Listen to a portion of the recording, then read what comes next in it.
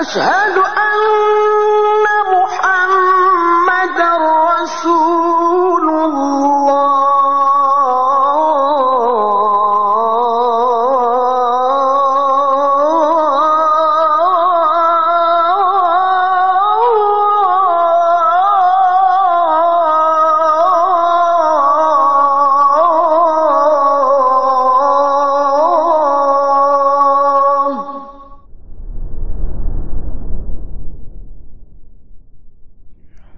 الحمد لله نحمده ونستعينه ونستغفره ونعوذ بالله من شرور أنفسنا وسيئات أعمالنا من يهده الله فلا مضل له ومن يضلل فلا هادي له أشهد أن لا إله إلا الله وحده لا شريك له وأشهد أن محمدا عبده ورسوله لا نبي بعده فإن أصدق الحديث كتاب الله وخير الهدي هدي محمد صلى الله عليه وسلم وشر الأمور محدثاتها وكل محدثة بدعة وكل بدعة ضلالة وكل ضلالة في النار أما بعد طيب ikhwas sekalian dan akhwat rahimani wa rahimakumullah, kita kaji kitab Umdah al-Fiqh oleh Ibnu Qudamah al-Maqdisi rahimahullah, dimulai dari perkataan beliau rahimahullah, wa kullu maitatin najisatun illal adami, yaitu setiap bangkai adalah najis kecuali dua hal. Kita insyaallah hanya akan membahas tentang masalah bangkai dan najisnya serta hewan yang tidak memiliki darah. Dan ini juga berkaitan nanti dengan halal dan haramnya binatang-binatang tersebut. Taib dikatakan oleh Ibnu Qudamah al-Maqdisi rahimahullah, wa kullu maitatin najisatun illal adamiyya wa haywan al-ma'i. Diterjemahkan di sini setiap maita, setiap bangkai adalah najis kecuali dua. Bangkai manusia, yaitu adami, bangkai manusia, wa hayawan al-ma, dan hewan air. Di sini ada istilah maitah, dan maitah itu adalah apapun hewan yang mati tidak disebabkan oleh penyembelihan syar'i, maka disebut bangkai secara syar'i. Kemudian ada istilah adami, yaitu kemanusiawian. Bangkai kemanusiawian yang mana ini jelas berkaitan dengan manusia secara zat. Dan berikutnya ada disebut hayawanul ma, hewan air yang hidupnya hanya di air. Nanti kita jelaskan insyaallah. Perkataan beliau setiap bangkai adalah najis kecuali bangkai manusia. Ini adalah zahir dari mazhab Hanbali dan juga zahir dari mazhab Syafi'i. Dan ini yang dikatakan oleh Syekhul Islam Ibnu Taimiyah. Dalilnya ada beberapa. Di antaranya surat Al-Isra ayat ke-70. Kata Allah Azza wa Jalla, "Wa laqad karramna bani Adam." Dan kami telah memuliakan anak cucu Adam. Dan di antara bentuk pemuliaannya adalah tidak menjadikannya najis secara zat, baik hidup atau matinya anak Adam. Ya. Kemudian juga perkataan Nabi SAW, "Innal mu'mina la yanjus." Orang beriman itu tidak najis, baik hidup ataupun matinya. Juga kata Ibnu Abbas radhiyallahu anhuma, al-muslimu la yanjusu hayyan wala maita. Orang muslim itu tidak najis baik dari segi hidup atau matinya. Itu kata Abdullah bin Abbas. Dan ini yang sahih bahwasanya bangkai manusia apapun kondisinya dia tidak dihukumi najis secara umum. Wallahu a'lam. Ya, adapun ketika itu sudah membusuk, maka itu hal yang beda lagi. Tapi zahir dari mayit, makanya orang ketika wafat, manusia ketika wafat, lekas-lekaslah untuk dikubur. Jangan menunggu terlalu lama. Karena ketika sudah membusuk, udah betul-betul seperti bangkai yang busuk, maka itu kondisinya menuju najis. Karena kebusukannya, bukan karena kemanusiawiannya. Jadi itu yang sahih bahwasanya manusia itu tidak najis baik hidup maupun matinya. Dan kemudian dikatakan oleh sebagian ulama, sebagian ulama mengatakan, tapi ini jangan langsung divonis ya. Tapi sebagian ulama mengatakan orang kafir itu najis ketika wafatnya.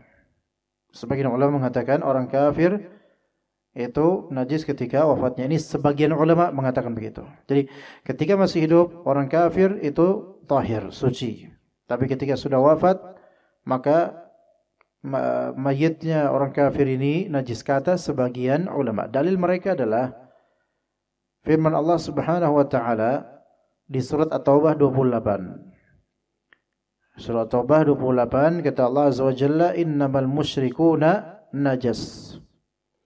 Sesungguhnya orang-orang musyrikun itu najis. Ya. Itu dalil pertama bagi ulama yang mengatakan bahwasanya orang kafir setelah wafatnya itu najis. Dalil kedua yang dipakai oleh ulama yang menajiskan mayit kafir, yaitu kata Nabi SAW yang tadi, innal mu'mina la yanjus. Sesungguhnya orang beriman itu tidak najis. Maka ulama ini memakai metode mafhum mukhalafah, pemahaman terbalik. Kalau orang mukmin tidak najis secara mutlak, maka ini pemahaman terbaliknya. Disebutkan mukmin di sini berarti orang kafir itu sebaliknya. Orang kafir itu sebaliknya, yaitu ketika hidup memang tahir suci, namun ketika mati dia najis. Ini menurut sebagian ulama. Namun wallahu alam, yang sahih adalah bahwasanya baik orang beriman atau orang kafir, hidup atau matinya dia atau mereka itu tidak najis. Walaupun dia kafir, mati tidak najis. Bagaimana kemudian menjawab ayat dan hadis yang dipakai oleh ulama yang menajiskan mayit orang kafir? Pertama, dalil yang mereka pakai kalimat Allah, ka'innamal musyrikuna najas. Sesungguhnya orang-orang musyrik itu najis, kata Allah Azza wa Jalla.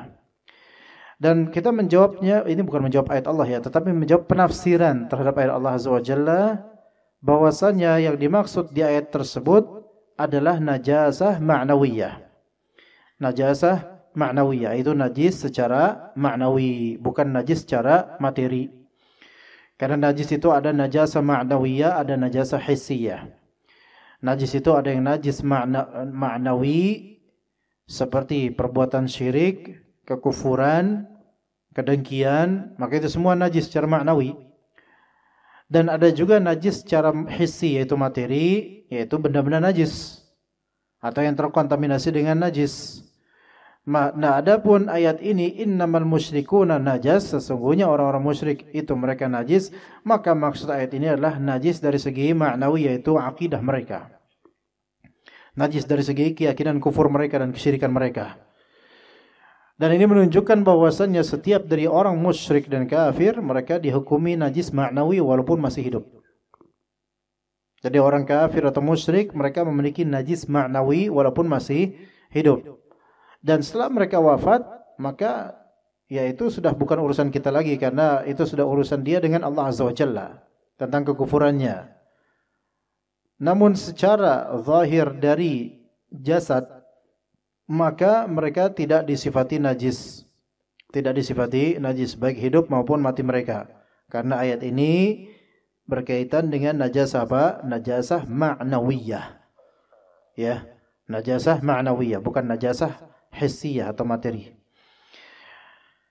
Lalu bagaimana dengan hadis Abu Hurairah yang mengatakan bahwasanya Rasulullah SAW bersabda, innal mu'mina la yanjus. Sesungguhnya orang beriman tidak najis. Kata mereka, kata sebagian ulama, kalau disebutkan dalam hadis orang mukmin tidak najis, maka pemahaman terbaliknya adalah Ya orang kafir harusnya disifati apa?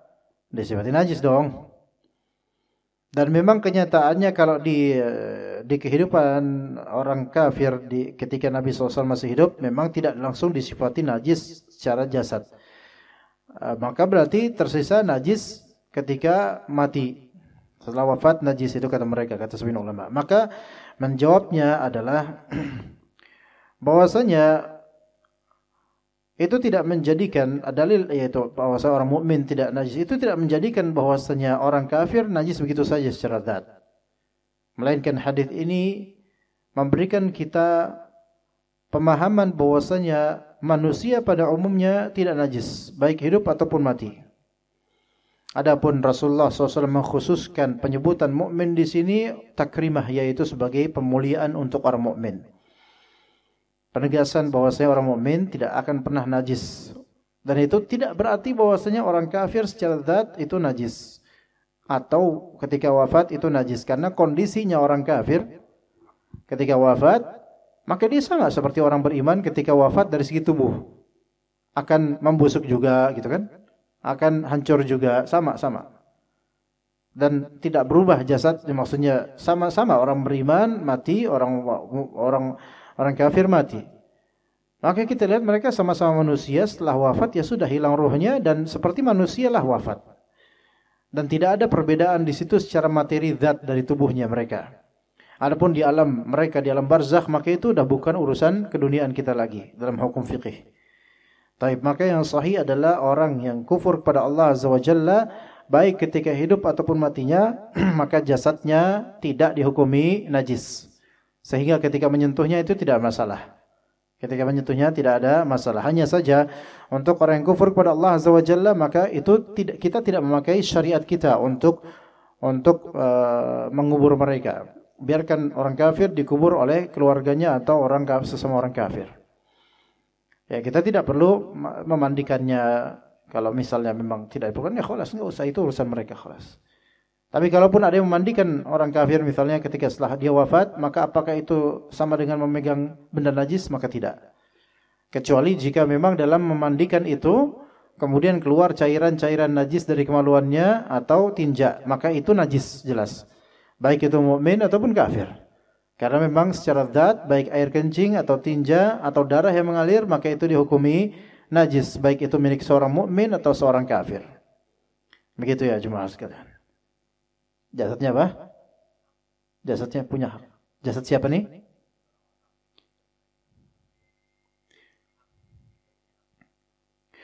Apakah jasadnya orang kafir punya hak untuk diurus? Itu dikembalikan kepada peraturan waliul amri setempat. Ya, bagaimana waliul amri menerapkan kebijakan? Kalau misalnya penerapan waliul amri bahwasanya jasad orang yang non muslim mendapatkan hak penguburan, pemakaman, pemandian, bahkan pengkafanan, atau mereka ada track tersendiri kok itu apa namanya, didandanin seperti itu, maka mereka punya hak untuk mengadakan ritual agama mereka tanpa menyertakan orang muslim untuk melakukannya. Ditemukan punya hak. Di kita manusia disamakan, punya hak untuk dikubur tapi untuk prosesi penguburan maka itu hak dikembalikan kepada agama mereka masing-masing, dan orang muslim secara syar'i tidak boleh untuk berkecimpung di situ kecuali darurat.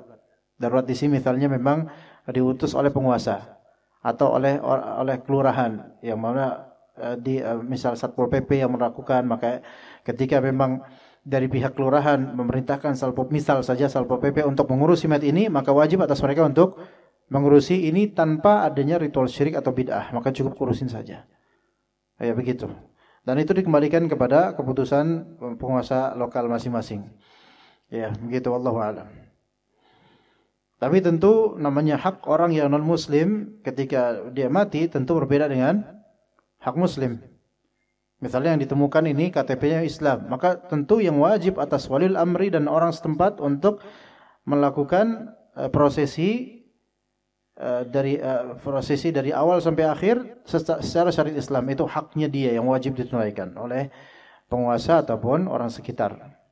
Ya begitu. Misalnya orang ini ditemukan dan tanpa identitas. Nah, kalau tanpa identitas dan misal dompetnya hilang, nggak ada dompetnya dan ditemukan semak-semak dan orang tidak ada yang mengenalnya, maka apa hukumnya? Hukumnya dikembalikan ke negara tersebut. Hukum dikembalikan kepada mayoritas keagamaan orang negara tersebut. Gitu. Kalau misalnya umumnya orang di daerah itu atau di kota itu adalah muslim, maka dihukumi seperti muslim. Tapi kalau misalnya di Indonesia ini umumnya muslim, kecuali misalnya antum ditemukan di Bali dan itu daerah yang umumnya misalnya di kecamatan atau kabupaten yang mayoritas Nasrani, maka dihukumi sesuai dengan bagaimana umumnya orang di sana.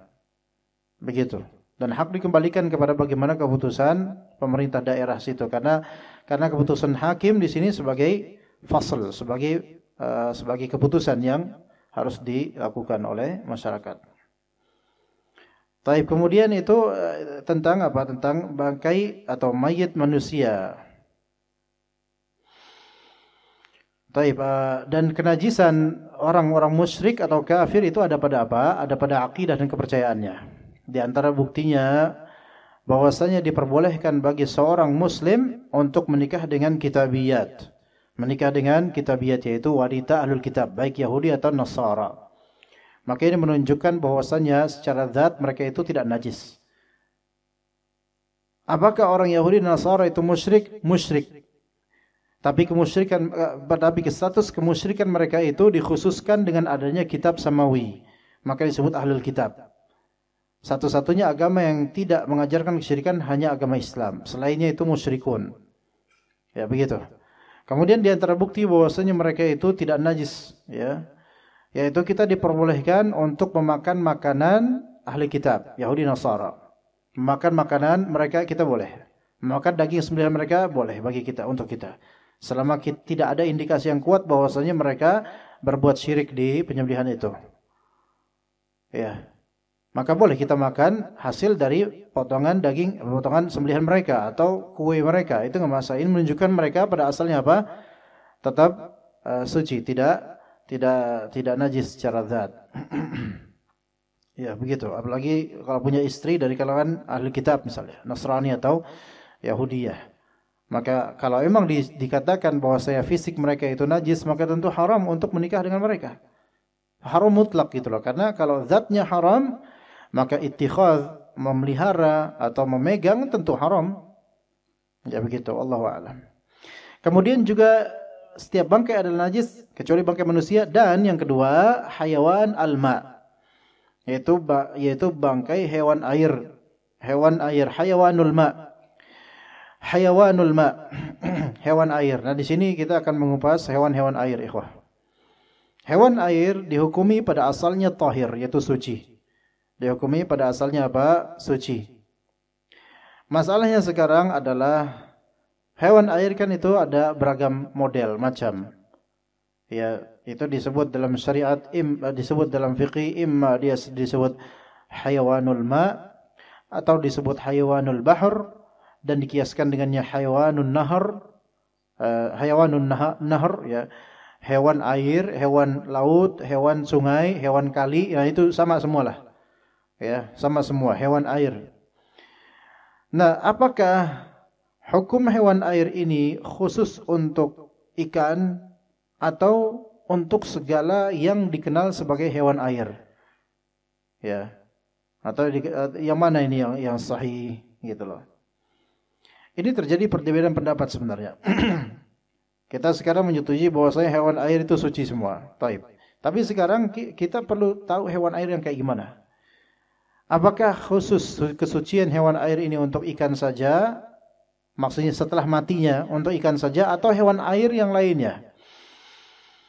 Gimana? Begini, sebelumnya kita tafsil, kita rinci klasifikasi bahwasanya hewan terbagi menjadi beberapa macam. Ya, hewan terbagi menjadi beberapa macam. Taib, ada 4 macam. Kita ambil 4 macam aja. Pertama, haywan barri. Kedua, haywan ma'i. Ketiga, haywan barma'i. Dan keempat, haywan jawi. Ya, jawi ini bukan Jawa ya. Pertama, haywan barri. Al-bar yaitu apa di sini maknanya? Bar apa, Pak? Fil barri wal bahr. Bar. Bukan barbar, apa bar? Yaitu hewan darat. Haiwan barri itu darat, hewan darat. Kemudian ada yang kedua, haiwan ma'i. Berarti ini hewan yang bersifat air. Ya, hewan air. Yang ketiga, haiwan barma'i namanya. Gabungan antara bar dan ma'i. Maka ini hewan amfibi. Hewan amfibi. Baik. Kemudian yang keempat, haiwan jawi. Hewan jawi itu hewan yang mengudara, yang terbang di udara. Ya, itu dari 4 itu. Ya, kita enggak nyari yang lain lagi, yang enggak ada misalnya. Gimana dengan hewan yang tinggal di hidung misalnya? Anda enggak tahu kok itu hewan apa, wallah alam kalau ada. Antum adain aja lah ya. Lagi pula ngapain konsumsi hewan-hewan seperti itu? Pertama, hewan barri yaitu hewan yang tinggal di darat, dan ini jelas. Hewan yang tinggal di darat hukum asalnya apa? Hukum asalnya halal selama tidak ada indikasi atau dalil yang mengharamkan hewan tersebut dengan sifat-sifatnya. Kalau ada indikasi atau dalil yang mengharamkan hewan tersebut dengan sifatnya seperti apa? Seperti bertaring misalnya, memiliki cakar untuk menerkam dan semisalnya, maka ini diharamkan. Tapi hukum asal hewan barri yaitu darat itu apa hukumnya? Halal atau haram? Hukum asalnya halal. Terutama jika hewan barri tersebut disifati bahimatul an'am, yaitu disifati hewan ternak, maka itu lebih afdol. Maka binatang yang paling afdol dimakan ya yang diternak. Dan yang disebut bahimatul an'am yaitu hewan ternak yang berkaki 4. Yaitu unta, sapi, kerbau dan juga apa? Kambing atau domba. Maka ini disebut bahimatul an'am. Adapun pitik ayam, maka dia bukan disebut bahimatul an'am, tetapi dia tetap hewan barri yang halal dan thayyib insyaallah, sebagaimana harian kita makan ayam. Ya. Marbot enggak bisa dimakan. Marmut kayak gimana marmut ya? Kelinci enggak masalah. Bukan hamster, dia antara tikus sama kelinci. Tapi uruf kita marmut, coba sebentar, ana mau lihat dulu marmut kayak gimana. Ana lupa marmut kayak gimana ya, kawan. Kaki 4 ya, tapi dia bukan bahimatul an'am karena dia tidak diternak dan tidak bisa menjadi komoditi zakat atau kurban. Enggak, ya ternak di sini bukan ternak untuk umum kan. Beda dia dengan misal sapi, kerbau, itu enggak semansilah dengan itu. Kok Anda malah nulis marbot sih ya, Masya Allah. Kasihan nanti marbot. Marmut, hewan pengerat. Wallahu alam, marmut ini genusnya marmota, dia beda dengan tikus. Bukan tikus. Maka jarbu, marmut, jarbu itu hamster, itu bukan tikus. Jarbu itu halal, marmut halal, dan kelinci halal. Tikus yang haram. Baik nyinying maupun apalagi weroknya, apalagi yang baru dari got itu lebih haram lagi itu. Ya. Ya, karena khabith. Firan itu tikus, marmut beda lagi. Maka firan itu dia binatang tahir suci, tikus itu suci. Tetapi dia haram karena khabith. Khabith itu menjijikan. Khabith itu menjijikan. Ya, tikus, kemudian ular, kemudian akrab, yaitu apa tadi akrab itu? Kecoak juga. Akrab itu kalajengking. Ya, kalajengking itu haram karena itu semua khaba'ith. Binatang-binatang menjijikan. Sampai mana tadi? Hewan barri, ya, hewan yaitu barri yaitu darat. Hewan barri itu banyak, beragam. Ada yang berupa sabu'. Sabu' itu yaitu hewan buas, itu sabu'. Hewan buas. Ya. Itu diharamkan karena kebuasan dia pasti imma dia bertaring atau bercakar untuk mencakar lawannya. Maka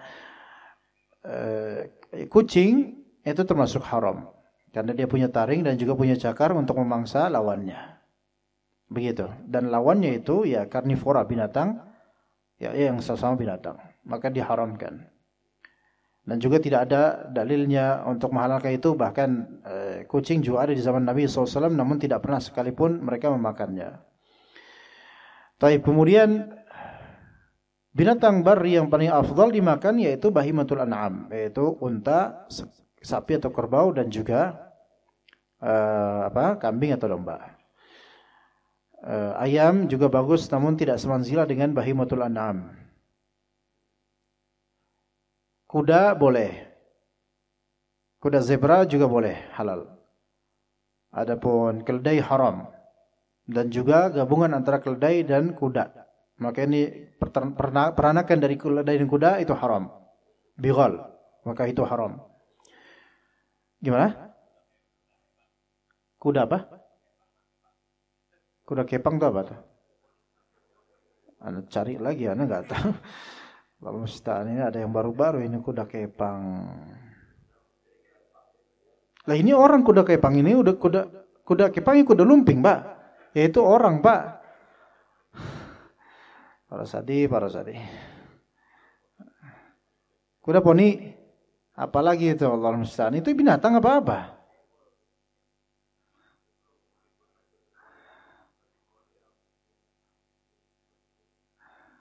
Kuda poni atau kuda padilah kuda yang memiliki ukuran kecil. Anda belum bisa mengatakan apa-apalah, takutnya salah. Kalau misalnya memang itu kuda asli, nggak ada gabungan dari binatang lain, maka itu nggak masalah. Ya, nggak ada istilah poni dan seterusnya, itu nggak ada masalah. Ya. Tapi kalau memang itu asli kuda tanpa campuran dari peranakan binatang yang lain yang diharamkan, maka nggak ada masalah. Ya begitu Pak. Kuda lumping jangan dimakan Pak, tapi dinasihati ya dan diruqyah ya. Kemudian hewan yang kedua hewan ma'i. Hewan yang bersifat keairan. Nah, sekarang hewan ma'i itu barometernya apa? Gitu loh. Hewan ma'i kalau di sini kan disebutkan di terjemahan yang hidupnya hanya di air. Hidupnya hanya di air. Gini loh. Hewan ma'i itu sebagian ulama mengkhususkan hanya untuk samak saja. Adapun yang bukan samak, yang bukan ikan, maka dia tidak disebut hewan ma'i yang dihalalkan walaupun tinggalnya di air. Dan itu yang dikatakan oleh mazhab Hanafiyah, mazhab Abu Hanifah mereka mengatakan bahwasanya hewan yang dihalalkan hewan air la yahillu min hayawanil bahr illa samak. Tidak halal untuk hewan laut atau hewan air kecuali ikan saja, kata Abu Hanifah dan mazhabnya beliau rahimahullah. Namun jumhur mengatakan apa yang disebut hewan air maka itu dihalalkan. Semua yang disebut hewan air dihalalkan. Masalah sekarang apa barometer hewan air ini terjadi khilafiyah di antara ulama. Tetap khilafiyah di antara ulama. Anjing laut misalnya. Dalam mazhab Abu Hanifah enggak setuju. Ini bukan hewan air. Buktinya ada sisi keanjingan dia. Singa laut, babi laut lah gitu. Ya, ada sisi kebabian dia. Diharamkan dalam mazhab Abu Hanifah. Namun yang sahih adalah wallahu alam. Barometernya adalah jika hewan itu selalu merujuk ke air dan tidak bisa terlalu lama untuk di air dan itu hukum asalnya hewan itu maka dihalalkan, disebut hewan air. Namun kembali ketika kita lebih detail lagi melihat beberapa hewan yang kita kenal itu banyak di air, ternyata dia bisa juga tahan secara natural tanpa paksaan, bisa tahan lama di darat. Maka wallahu alam sebaiknya itu dikategorikan ke nomor 3 yaitu hewan berma'i. Yaitu hewan berma'i kita biasa nyebutnya amfibi. Nah, hewan berma'i ini ya nanti dia ada lagi hukumnya, kembali ke hukum hewan darat juga. Halal selama tidak ada indikasi keharamannya, asalnya halal. Kalau hewan air di sini lihat, hewan air kalau di laut itu kan banyak hewan air. Rata-rata yang tinggal di laut ya hewan air gitu loh. Ya. Tapi bagaimana dengan kepiting? Ya, kepiting. Nah, kan dia bisa lama tuh di darat. Dua alam. Apa hukum hewan dua alam, berma'i, air dan darat? Hukum asalnya halal selama tidak ada indikasi yang mengharamkannya. Kepiting dia okelah, dia amfibi, dia katakanlah dia bukan hewan air. Kepiting ini baik kepiting laut maupun ketam sungai atau kali. Anggaplah dia bukan hewan air walaupun dominannya di air. Dia bisa bertahan lama di tanah atau di darat. Anggaplah begitu. Apa hukum memakannya? Hukum memakannya halal. Loh, kan dia kan punya capit yang bisa menyerang. Ya akhi, capit itu beda dengan cakar. Ya enggak? Ya, capit itu beda dengan cakar dan capit itu beda dengan taring. Maka dikembalikan kepada hukum asalnya maka halal. Maka kepiting, ranjungan apa rajungan? Rajungan itu tidak masalah, halal insyaallah. Itu kepiting. Kemudian kalau misalnya hewan air yang ada di laut seperti ular laut. Kadang ada di karang, tapi ular laut ini sifatnya dia lebih dominan di air, maka dihukumi hewan air. Lebih dominan di air dan tidak bisa berlama di darat atau di karang kecuali karang yang di dalam air. Maka hewan air. Wallahu alam, yang sahih adalah dibolehkan memakan ular laut. Ular laut saja boleh. Kalau ular air di bahasa kita, maka ini ular kadut, baik kadut belang, kadut pelangi, dan kadut-kadutan atau kadut lainnya. Maka kalau ular kadut maka hukumnya haram. Kenapa? Dia spesies ular seperti ular darat. Memang di air, atau maka melihat kadang malam-malam dia di air. Tapi kadang-kadang juga ular kadut ini kepalanya di atas air dan nafasnya di atas air. Dan kemudian kalau misal sungai itu atau dia mau siang hari dia mau tidur di mana, biasanya di lumpur atau di tanah-tanah bisa dia. Maka ini dikembalikan kepada hewan bermai, bukan murni mai, bukan murni hewan air. Walaupun sebutan di kita hewan air, tapi secara kehidupan dia bisa di darat, bisa di air, bahkan bisa lama sekali di darat. Maka antum pelihara hewan kadut, ular kadut, misalnya 2 hari enggak di air, maka masih bisa hidup dia. Maka hukumnya dikembalikan kepada hukum hewan darat yang pada asalnya halal, tapi ketika ada indikasi haram, maka apa? Haram. Apa indikasi haram ular kadut? Apa coba indikasinya? Ayo Sur, apa? Memiliki taring juga gigi, yaitu gigi untuk menyerang, itu satu. Dan kedua, tetap disebut dengan hewan khabith karena disamakan dengan ular darat lainnya. Iya. Maka disamakan dengan ular darat lainnya. Oke? Maka haram ular kadut haram. Begitu. Kadang kan dijual tuh ular kadut. Haram untuk dimakan. Begitu.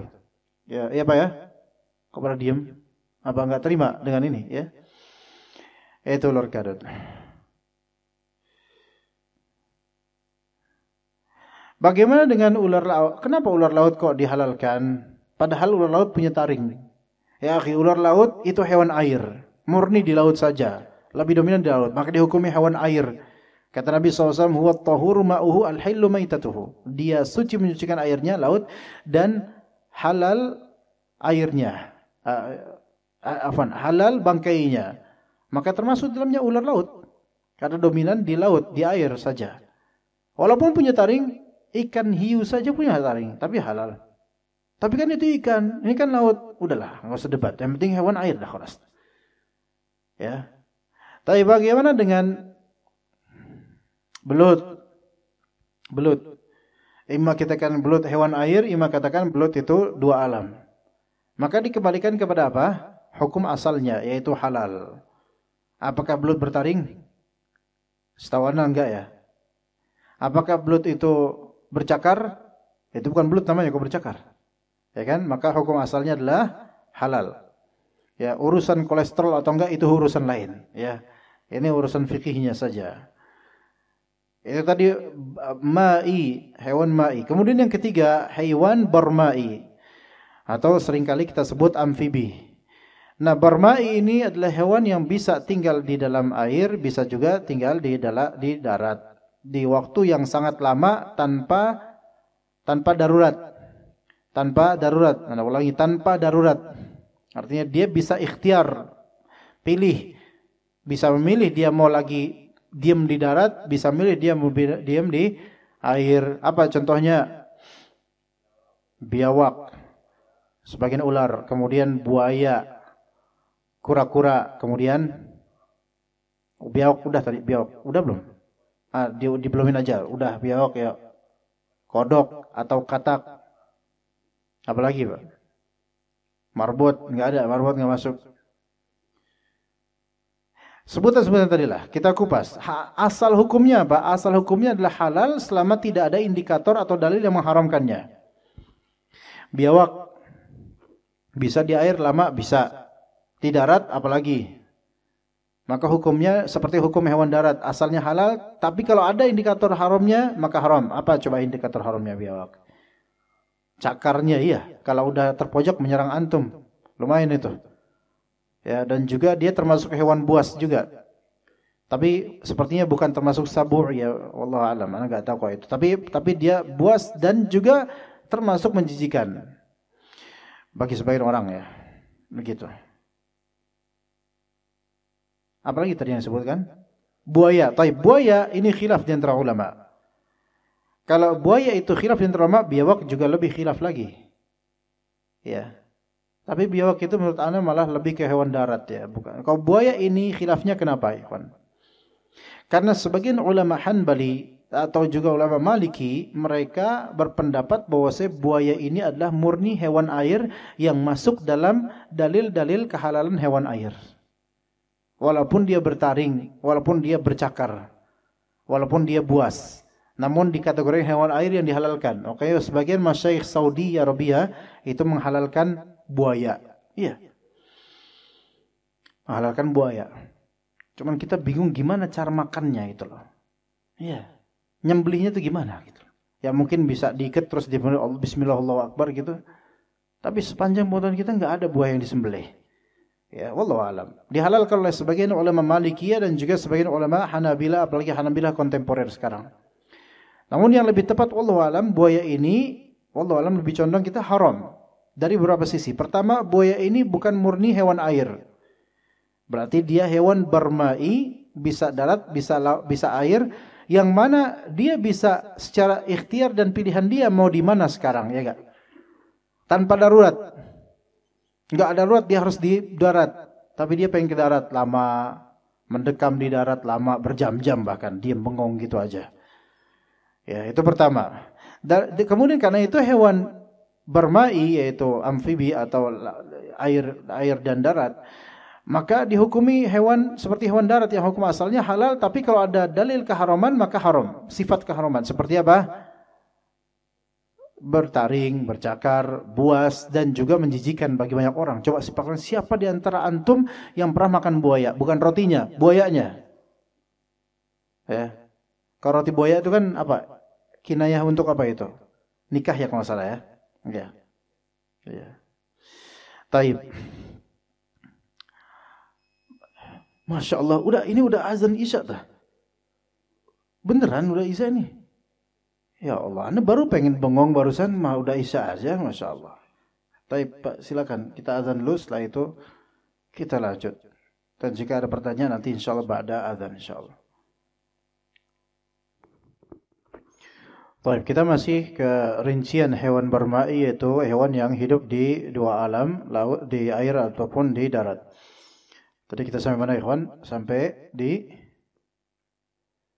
buaya. Taib, yang sahih adalah buaya itu haram karena ada beberapa sisi. Yang pertama yaitu kebuasan dia, yaitu menunjukkan kekhabithan dan kejijian, menjijikan, binatang menjijikan. Ya, dan juga karena memiliki taring yang menyerang, memiliki cakar yang juga dengannya dia bisa menyerang dengannya dan seterusnya. Taib, kemudian hewan lain semacam kura-kura yang atau semisal itu, sebagian ulama mengharamkannya disebabkan itu termasuk binatang yang menjijikan dan tidak masuk akal untuk dimakan oleh sebagian ulama.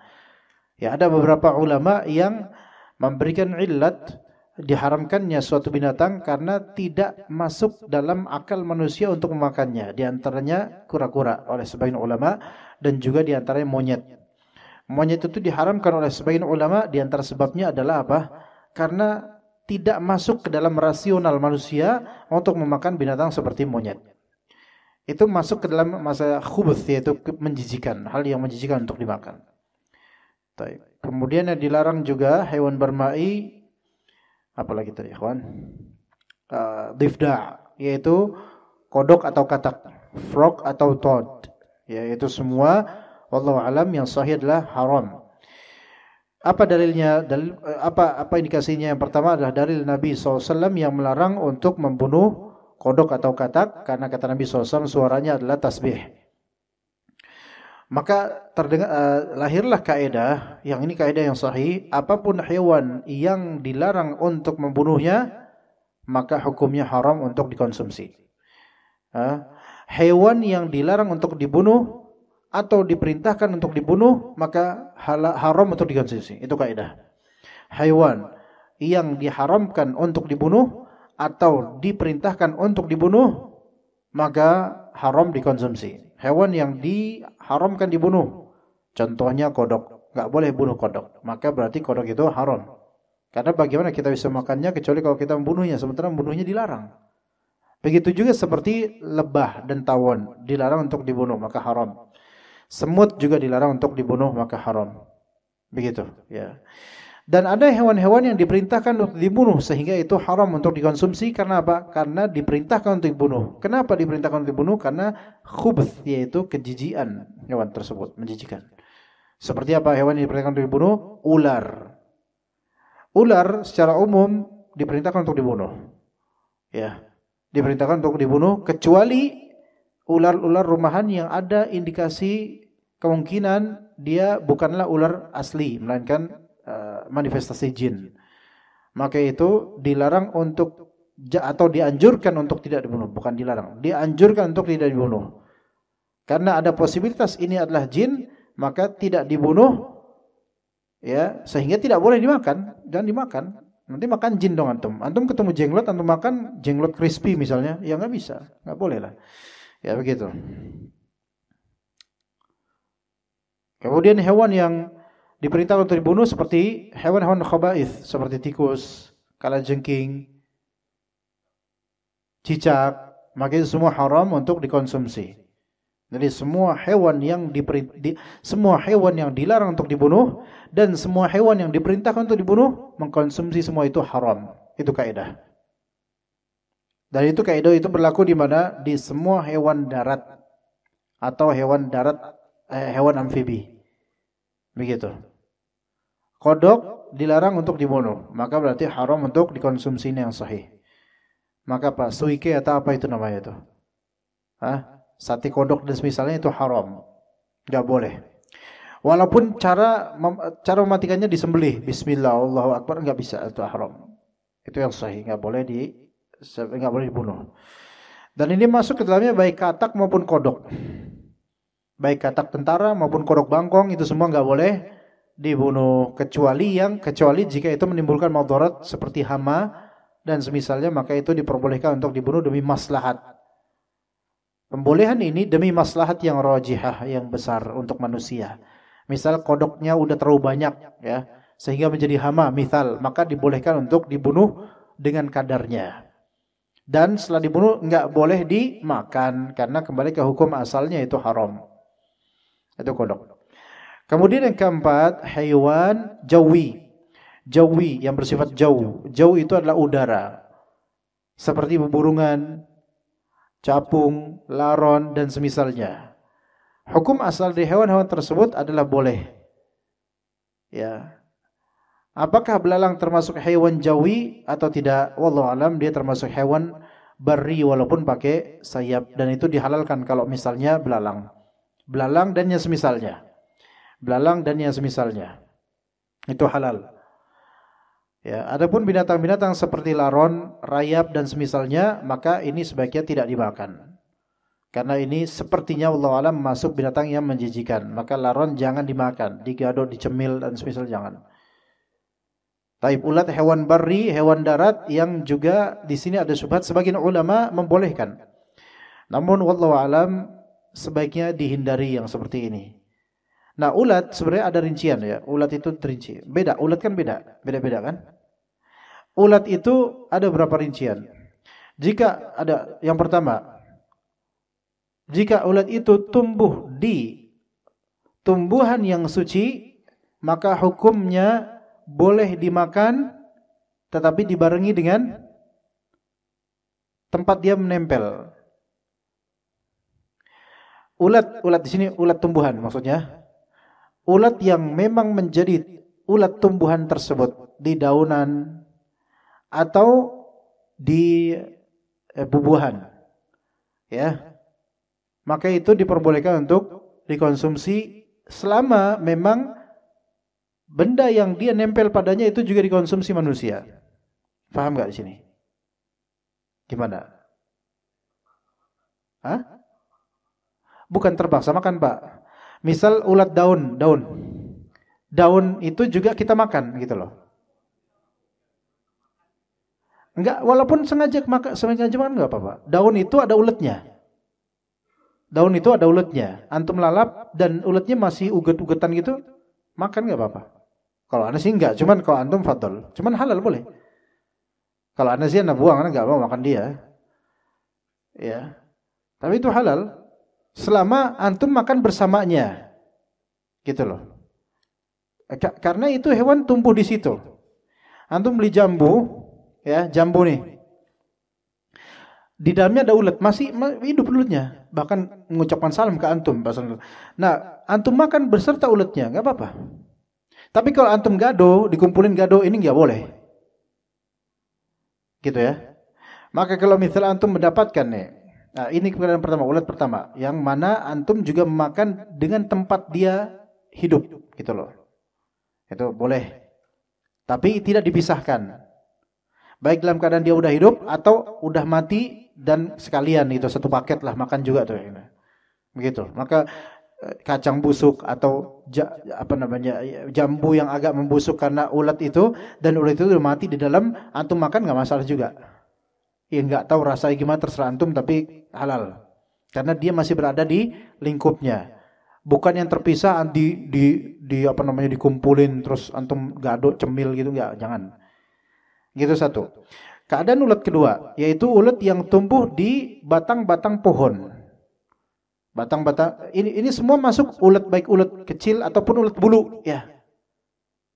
Ulat bulu antum makan fadl. Lambung gatal-gatal enggak tahu dah tuh ya. Tapi pokoknya itu bisa halal karena dia di tempat dia tumbuhnya itu gitu loh. Adapun kalau misalnya daun ini tidak antum makan, bukan konsumsi manusia, atau di pelepah batang pohon yang sudah membusuk dan di situ ada ulet-uletnya, maka enggak boleh dimakan kok ini. Ini masuk khabith. Karena memakannya pasti harus antum pisahkan. Enggak mungkin antum makan batang gede dimakan, enggak mungkin. Maka ini enggak boleh makannya. Enggak boleh sendiri makannya. Itu lebih sahih. Hah? Ulat sutra di daun marbe. Iya maksud Anda, apakah manusia makan daun marbe, Pak? Anda nggak tahu kalau itu terjadi pada manusia. Daun marbe itu kayaknya nggak dimakan manusia. Dan eman-eman kalau dimakan manusia. Ya ulat sutra, maka ini ulat yang kalau mau memakannya berarti kan harus dipisahkan dari daunnya. Ya maka nggak boleh. Nggak boleh. Hah? Karena menjijikan, jadi menjijikan. Dan dia bukan yang bertempat pada itu lagi gitu loh. Tapi kalau secara aksidental memang ada di situ, ya kalau antum lalap nggak apa-apa. Itu nggak baik. Itu ulat yang di pohon, di pelepah dan semisalnya. Kemudian yang ketiga, ulat yang ada di bangkai. Ini lebih nggak boleh. Ini belatung namanya. Ini malah nggak boleh, sangat nggak boleh. Ya. Dan ulat yang dijual oleh tukang pedagang burung. Itu kayak nggak ada makanan lain, makan dari situ. Ya, begitu. Baik yang sudah dikerasin atau yang masih hidup nggak boleh itu. Nah, bagaimana dengan ulat yang berupa cacing? Ini berbeda pendapat di ulama, tapi ana lebih condong ke tidak karena menjijikannya. Allah alam kalau itu Allah alam. Tidak, walaupun sebagian beberapa boleh. Tapi untuk menjadikannya obat, maka sebenarnya ulama membolehkannya. Ulat cacing itu loh, cacing tanah itu. Sebenarnya ulama membolehkannya ketika memang itu dibutuhkan darurat untuk obat. Wallahu a'lam. Tapi itu bukan hal yang disepakati oleh ulama karena sebagian ulama mengatakan cacing haram dan mengkonsumsi obat tidak boleh dari yang haram kata sebagian ulama. Ya, wallahu a'lam. Sebagai dihindari. Ya, itu ulat-ulatan, itu semua ulat ya. Sekarang yang keempat tadi apa? Hewan jawi yang ada di yang terbang dan semisalnya. Maka ada beberapa hewan yang memang hukum asalnya boleh. Dan kalau misalnya itu ada indikasi ketidakbolehannya karena bersifat menjijikan, maka menjadi tidak boleh. Ya. Sebagian ulama melarang mengkonsumsi laron dan mereka membantah pengkiasan laron dengan belalang. Ya, dan belalang dan laron itu beda. Laron nggak bisa dikiaskan dengan belalang. Maka yang lebih baik adalah menghindarinya. Terlebih dia ada kaitannya dengan rayap, ya. Maka nggak boleh makan yang itu karena tergolong khabith, menjijikan. Kemudian maka apalagi khufash, yaitu kelelawar. Kelelawar juga para ulama melarang untuk memakannya karena binatang yang menjijikan, walaupun dia seperti burung tapi dia bukan burung. Maka dia dilarang untuk dimakan. Begitu. Ya. Wallahu a'lam. Ada soal di sini, ikhwan, sebelum qomat. Hah? Kalau burung buas, kalau dia ada paruh yang dengannya mencabik-cabik mangsa, maka haram, seperti burung elang. Atau cakarnya maka dikiaskan sama dengan binatang darat yang memiliki taring dan juga cakar untuk memangsa. Ya. Indikasi menjijikan? Ya. Taib, indikasi suatu hewan disebut khabith, itu barometernya dari apa? Per individu atau per suku atau uruf atau bagaimana? Pada asalnya khabithnya sesuatu itu yang lebih rajih adalah diindikasikan, dibarometerkan dari bagaimana pemahaman orang Arab terhadap binatang itu. Itu yang paling awal. Karena syariat turun di bahasa orang Arab.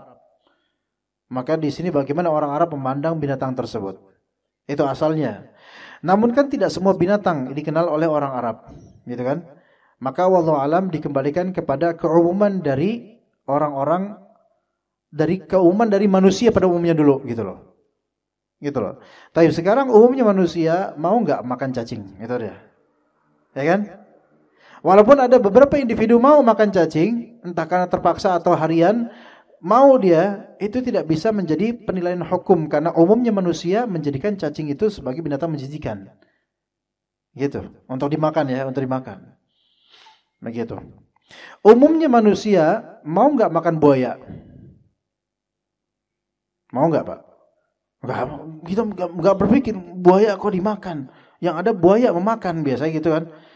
Maka karena umum manusia menganggap ini binatang menjijikan, ya khalas menjijikan.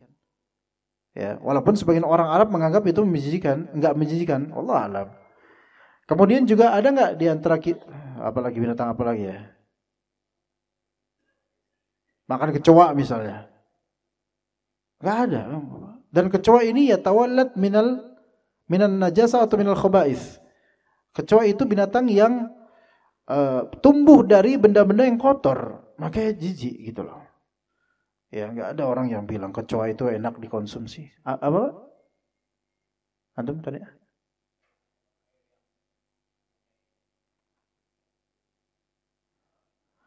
Hewan air yang mempunyai racun atau bisa, Pak? Racun atau bisa beda, Pak? Ubur-ubur. Enggak apa-apa itu, enggak apa-apa. Enggak apa-apa, itu enggak masalah. Segala hewan air memiliki bisa atau racun itu semua halal. Sama memang itu hewan air atau laut. Racun itu kan venom. Racun itu poison. Bisa itu venom, itu beda. Ya. Ikan apa tuh pari? Itu bisa karena dia pakai disundut apa ditusuk. Ya. Ular air juga pakai bisa, venom. Dan juga beberapa binatang yang beracun itu enggak masalah dikonsumsi. Misalnya bulu babi misalnya. Dikonsumsi boleh enggak? Boleh. Selama dia masih bentuk bulu babi, belum jadi babi gitu kan. Nah, bulu babi, maka boleh. Ya, enggak masalah. Enggak masalah, Pak. Ya. Begitu. Kadal gurun. Biawak dikiaskan dengan kadal gurun. Beda. Karena spesiesnya beda. Oke, kalau misalnya dikiaskan begini. Kadal gurun itu punya karakter yang berbeda dengan biawak dan konsumsi makanannya juga berbeda, habitatnya berbeda, rantai makanan berbeda, tempatnya juga berbeda. Maka perbedaan ini banyak sekali perbedaan sehingga tidak bisa terjadi ada musyabahah dan keserupaan hukum. Maka nggak bisa. Dan orang-orang mengira bahwasanya kadal gurun itu adalah seperti biawak, itu salah besar. Bentuknya ada secara kemiripan, tapi kalau antum melihat benar-benar akan lihat jauh sekali berbeda dengan biawak, dari wataknya, sumber makanannya, tempat hidupnya beda sekali. Maka yang sahih adalah dhab atau kadal gurun disebut dhab itu halal karena Rasulullah SAW pernah melihat Khalid bin Al-Walid mengkonsumsinya, karena itu makanan yang banyak dimakan oleh Bani Makhzum, oleh orang Arab Bani Makhzum. Dan Rasulullah tidak melarangnya, hanya beliau tidak terbiasa memakannya, maka itu halal. Adapun biawak maka ini jauh dari itu, ya, jauh dari itu. Ya, walaupun buaya dengan aligator itu memang uruf kita biasa, aligator buaya aligator gitu. Walaupun ya saiman, aligator itu semua sama gitu kan. Tapi ya sama dari segi sebenarnya sama aja gitu loh. Bukan dari masalah spesies biologisnya di sini. Tapi dari segi tingkah laku dan juga posibilitas penyerupaannya itu besar gitu loh. Maka la musyahata fil istilah, ini maknanya tidak ada masalah dengan istilah. Mau dia disebut saiman, aligator, krokodil dan seterusnya, maka ini semua dihukumi sama. Wallahu alam. Walaupun beda dengan biawak tapi ada hukum samanya, begitu. Iya. Oke, taib, ada lagi ikhwan yang bertanya? Kita cukup sampai sini insyaallah. Wassallallahu ala nabiyyina Muhammad wa ala alihi wa sahbihi ajma'in. Subhanakallahumma bihamdika asyhadu an la ilaha illa anta astaghfiruka wa atubu ilaik. Assalamualaikum warahmatullahi wabarakatuh.